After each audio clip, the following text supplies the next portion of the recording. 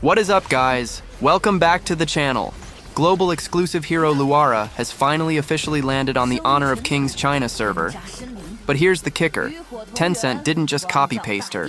They made some sneaky skill mechanical and stat tweaks to fit the CN meta. Today, we're breaking down her entire skill set in the CN server and comparing every single difference between Global Luara and CN Luara. Let's start with her passive, Serpent's Envoy. In Global server, Luara gains skill 1 cooldown reduction, 0.15, per enemy hit by her Serpent Blades, and her blades trigger 30% on-hit effects. But in CN server, her passive was completely revamped. Instead of the on-hit mechanics and CD reduction on basic attacks, using skills now grants 5% attack speed per stack, stacking up to 3 times, up to 15% bonus speed total. Also, casting skill 1 or skill 3 immediately generates her Serpent Blades. Next up, skill 1, Deadly Fang. This is her signature mobility tool. In Global server, CD starts at 12.5 seconds down to 10s. She gets a huge 45% to 90% decaying movement speed boost, and her blades deal 40 plus 20% AD physical damage. But in CN server, cooldown is significantly buffed to start at 10 seconds down to 8s.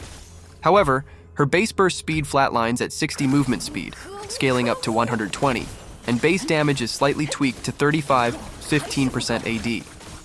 In CN, every 3 blade cuts count as a basic attack action, granting vision and hitting secondary targets for 50% damage.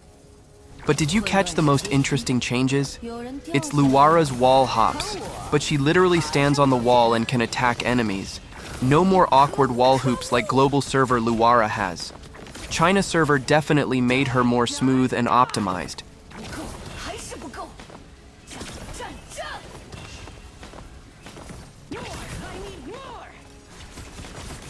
Moving on to skill 2, Snakebite, Furtive Attack.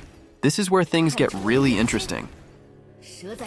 In Global server, she deals 320, plus 80% extra AD magic damage, slows by 25%, and gives a 50% CD refund if used without active blades.